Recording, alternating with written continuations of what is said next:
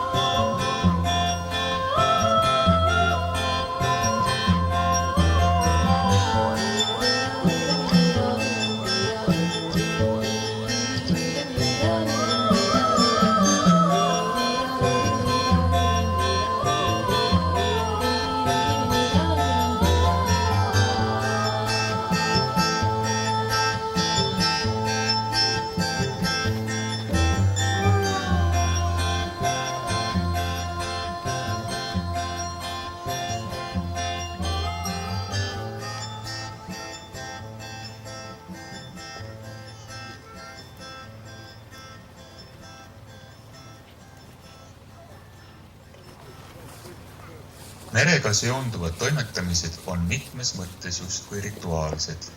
Meri ei mõista nalja. Kes merd tunneb, teab seda ning suhtub asjasse vastava tõsidusega. Enne sadamast väljasõitmist uurid ilma, käid paadi üle ja vaatad, kas kõik vajalik on ikka kaasas, kas purjede otsad on terved, kas kütust piisab, kas vestid on korras, joogivesi olemas. See on vaikiv kokkulepe. Kui austad merd, austab tema sind.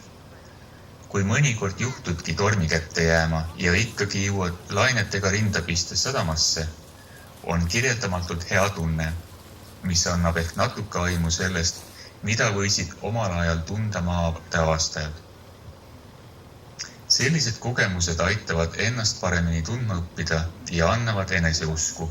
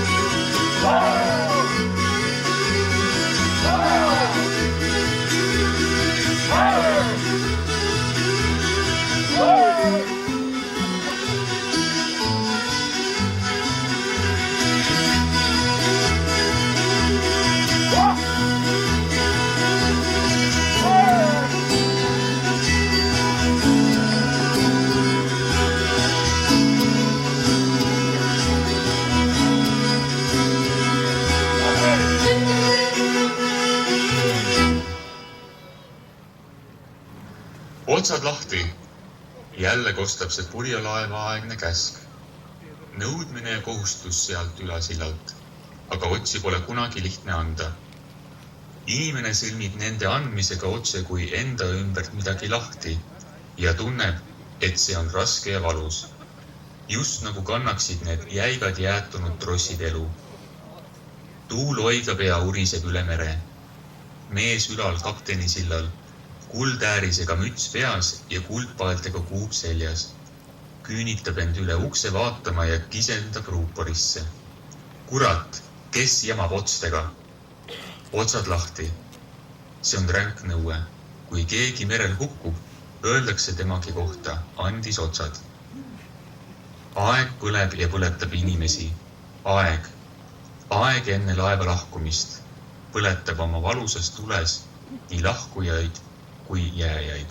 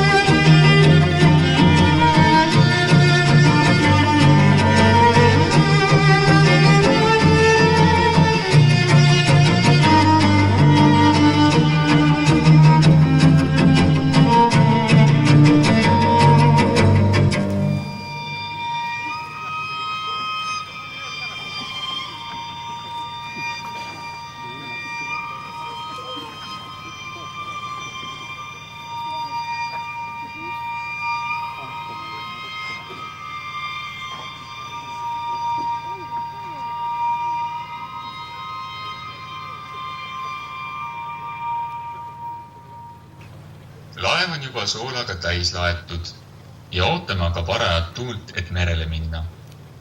Sõit läheb Saksamaale. Sügisel on siin enamasti õhtutuuled ja seega loodan, et sõit rutuline saab olema. On mul ju ka igatsus jõuluks koduranda jõuda. Olen juba mõndagi aastat järgemööda merel uidanud. Aga kauaks kodu jään? Meie meremehed oleme ju nagu rändavad linnud, kellel võimalik, see tõttab sügisel koju pere juurde. Aga on talvevalitsus väljadel ja aasadel lõppemas, siis tõmbab igatsus jälle merele tormidega ja hädaohuga võitlema. Suurem jagu meist rändab nii kaua plankudel, kuni veteema ta endale pärib. See on meremehe saatus. Pole veel siiamaani naljalt aastat mööda läinud, millal mõni mu tutvusest kas üle parda ole käinud ehk laevaga randunud või sellega tükis kadunud. Kaovad ühed, tulevad teised jälle asemele. Puudust pole meremeestest siiani veel mitte olnud, ega saa ka olema.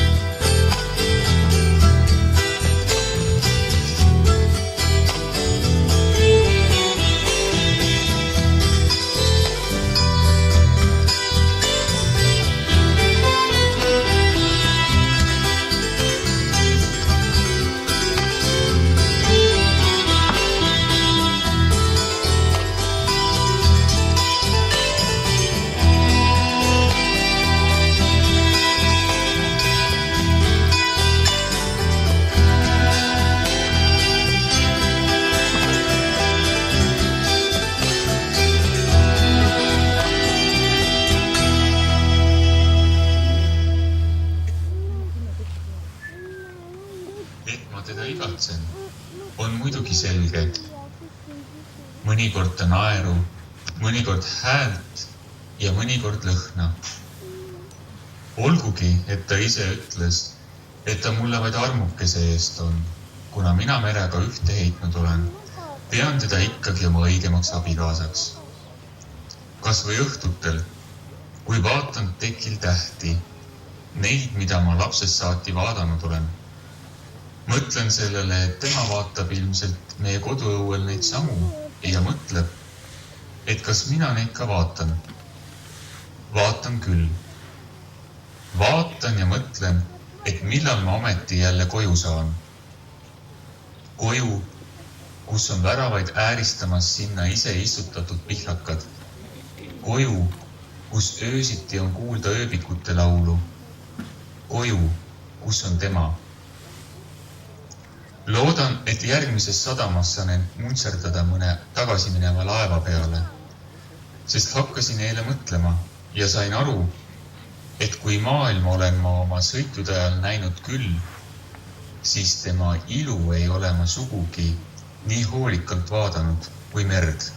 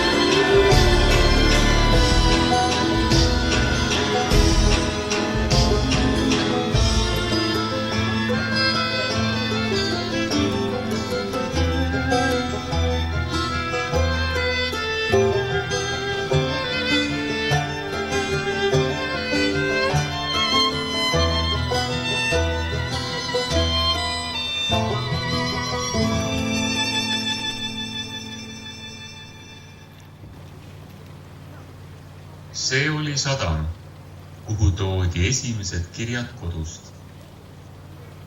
Äsjased vintsutused merel ja koduste kirjutatud read ei jätnud oma mõju avaldamata. On üks vana meremeeste ütlus, et mereelu on karm, sadamaelu raske ja hooraelu vilets. Sadamaelu teeb raskeks seesama hundijalavesi, mis merelt tulnud mehele leevenduseks on. Nii on see ikka olnud laevades, kes meretavade järgi on laevad naissoost olendid, sõidavad kaugeid meresid. Polnud meiegi alus erand. Hundijalavesi tegi meeled härdaks ja nõnda valitses ühel hommikul salongis üpris tragikoomiline pilt. Mehed nukrad nagu matustel ja kuulavad kurbi viise. Ei puudunud ka silmavesi. Tuli mehi lohutada ja nad optimistlikuma maailmanägemise juurde tagasi aidata. Niisugustel puhkudel aitab ikka huumor. Meresõit pole meelakkumine, liiatigi siis veel kaugsõit. Oli kuidas ta oli, aga jõudsime ühele meelele, et häda pole kõige vähematki, sest kodust oli saadud ainult häid uudiseid.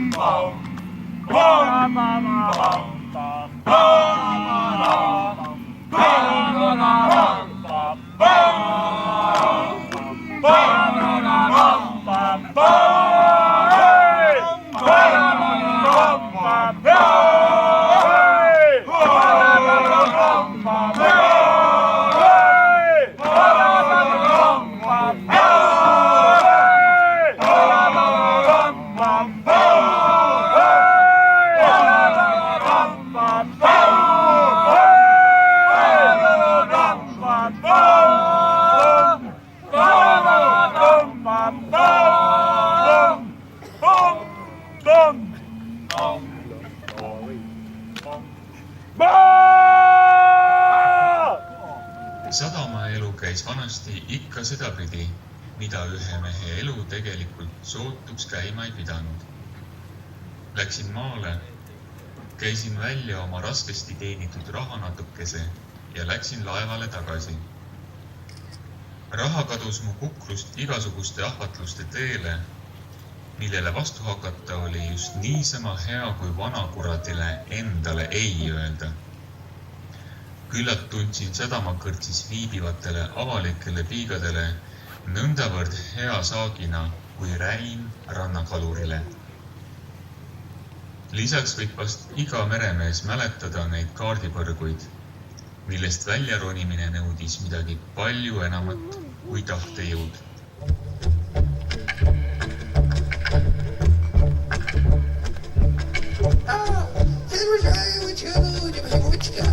Без такого ботика, лодчика. Лох, это ботика, это костромбочки, это главное, без убрели. Ой, это глаза, вода, кейт, босса, это пландевод. Ой, кунг-фу, тюгел-фу, батяу, подождёба. Чикапуа, чикапуа, чикапуа, чикапуа, чикапуа, чикапуа, чикапуа, кисло-поло. Чикапуа, чикапуа, чикапуа, чикапуа, чикапуа, чикапуа, чикапуа, кисло-поло. Чикапуа, вот роса, роса, там роса,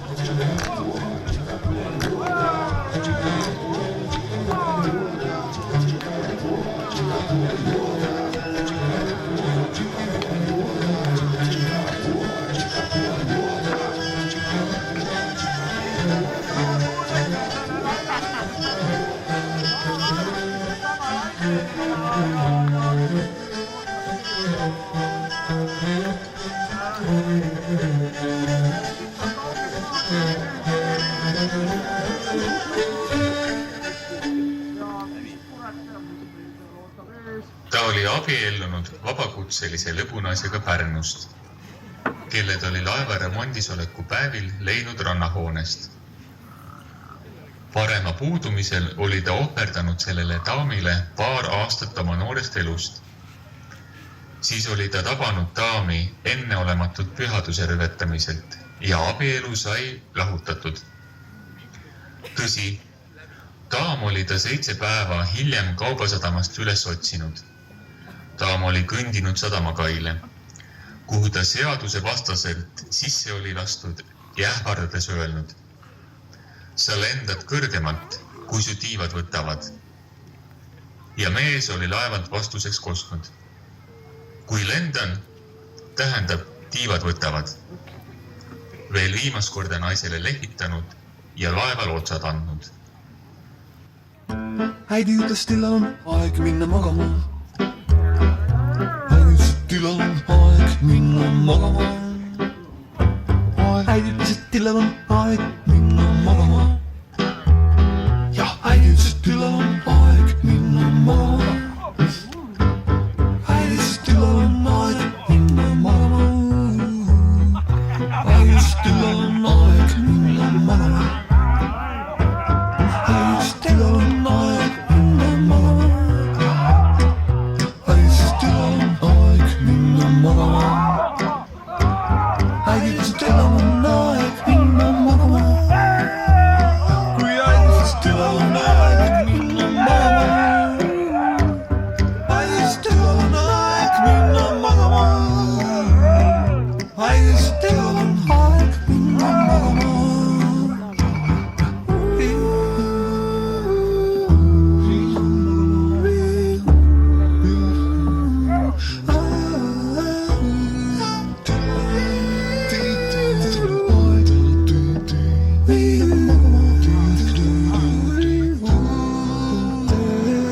Häidi ütles, till on aeg minna magama. Häidi ütles, till on aeg minna magama. Häidi ütles, till on minna magama. Häidi ütles, till on aeg minna magama.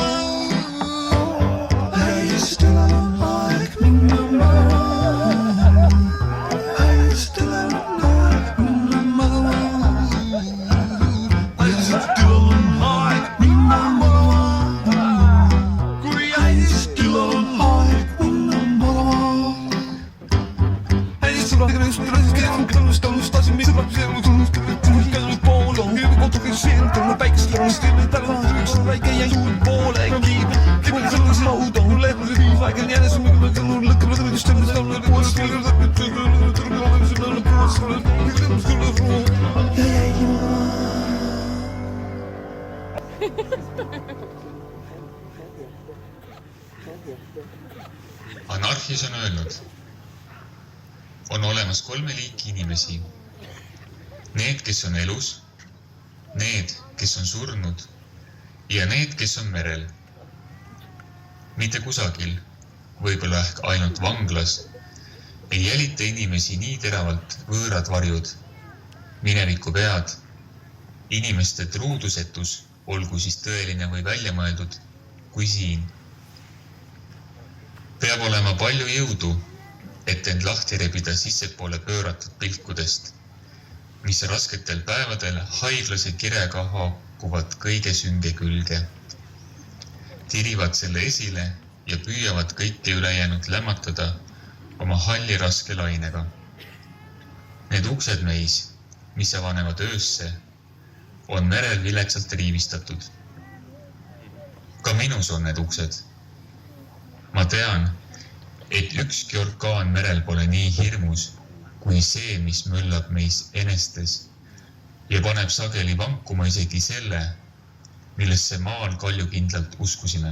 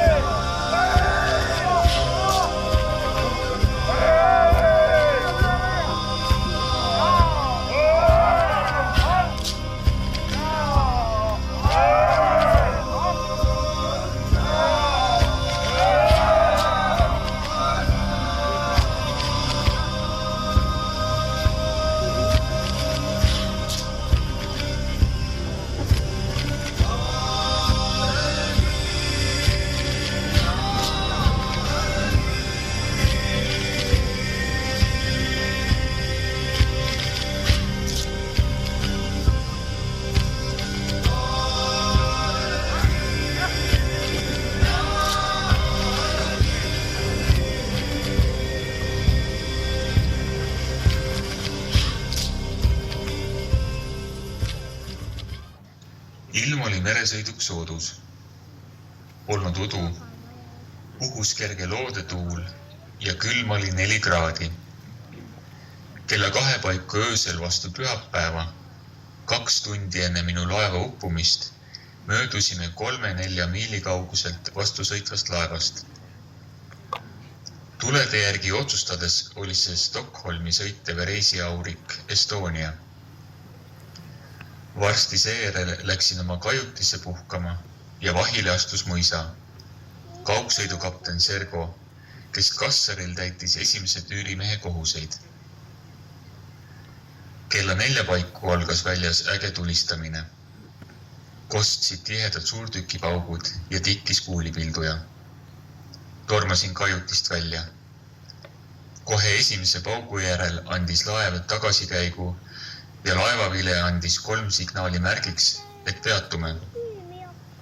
Mõtlesime ju, et paugud on hoiatuseks, kuigi juba esimene suurtükilask pihtas laeva. Signaliseerisime kallaletungijale, kes me oleme ja missuguse lipu all sõidame. Sel polnud mingit mõju. Põrgu jätkus. Kõnik nädali 5 viinekaask, kõnik ärvesse värte tulpakaask, kõnik alali ja vitsakaask, kõnik veijopast pette kaask, kõnik kaasarat suura viitakaask, kõnik käves kuumava kosjakaask, kõnik nädali 5 viinekaask, kõnik narkolitsanar pütmakaask, mille lätsid see suurde liinekaask, kõnik suurde liinekae mahakaask, kõnik jäi elu küle kilpas kaask, kõnik jäi elu valla vaeses kaask, kõnik kunu jäive kurvalitses kaask, kõnik laanu jäive leinalitses kaask, kõnik mille lätsid sa suurde liina kaask, kõnik suurte liina kaema, mille lätsid sa suurde liina kaask, kõnik jäi kaema kaask, kõnik jäi elu küle kilmes kaask, jäive novasik valla vaeses kaask, kõnik kunu jäive kurvalitses kaask, laanu jäive leinalitses kaask, mille lätsid sa suurde liina kaema, jäive nõks üle kilmes kaask, kõnik jäive valla vaeses kaask, kõnik jäi jätsid sa imästsid kaask, valla vaeses kaask, kuna jäive kurvalitses kaask, laanu jäive leinalitses kaask, jäive nõks üle külmes kaask, mille lätsid sa suurde jäive valla vaeses, mille lätsid sa suurde liina kaema, mille lätsid sa suurde liina kaask, Jeesu liina kaask, kõnik jäi elu küle kilmes kaask, jäive novasik valla vaeses kaask, kunu jäive kurvalitses kaask, laanu jäive leinalitses kaask, mille lätsid sa suurde liina kaema.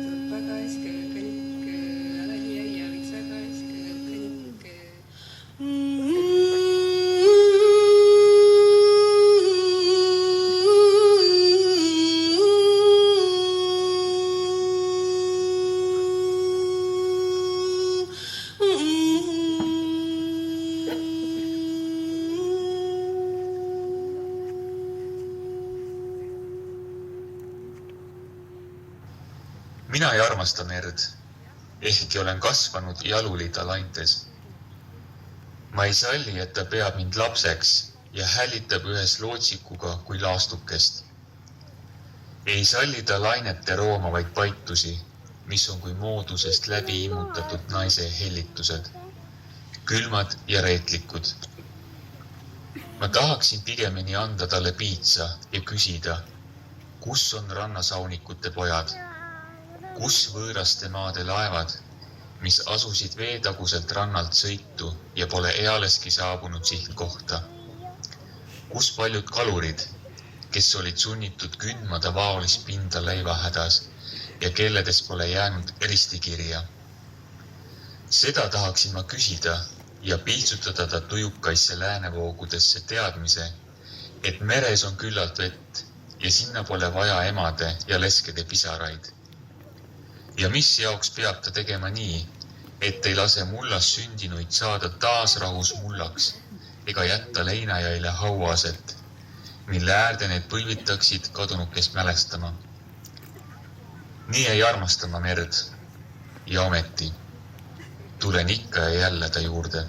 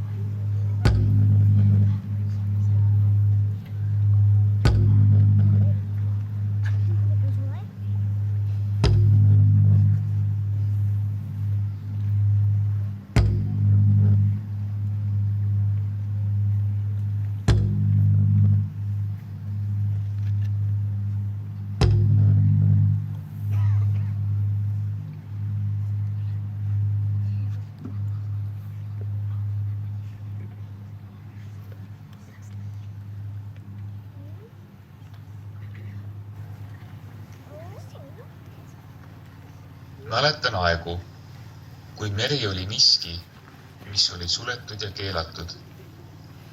Kindlast kellaajast hakkasid rannal patrullima piirivalvurid ja kõik, kes varbaid pidi vees juhtusid olema, aeti valjude ähvarduste saatel koju. Mälestusena aegadest, kui paat oli igas rannaperes tavaline asi, olid siin-seal aianurgas veel mõned pooleldi kõdunenud, pooleks aetud kaluripaatidest tehtud kemmergud, mille vöör või ahter ülekohust karjudes ikka veel visalt taeva poole sirutus. Sellises olukorras saab ju meri muutuda veelgi ihaldusväärsemaks ja vabadus sümboliseerivamaks, kui ta seda muidu olekski. Ja oma paat omandab seeläbi pea sümboolse tähenduse. Kõik see on tekitanud minus tunde, justkui oleks vabadus minna merele, vähemalt eestlasele, omamoodi vaba olemise üks vägagi oluline osa. Ja paat seeläbi vaba mehe jaoks oluline, teatud mõttes justkui vabaduse sümbol. Vähemalt minuga on see umbes nii. Selline paat võib ju olla isegi üsna väike, mõnikord peaaegu sümboolne, aga peaasi, et ta oleks olemas.